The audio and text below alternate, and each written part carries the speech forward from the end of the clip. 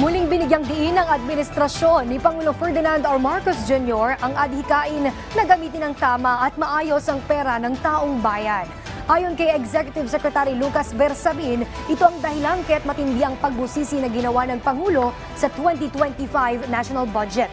Dapat aniya alalahanan ng publiko na binito ng Pangulo ang pinakamalaking pondo sa kasaysayan ng bansa.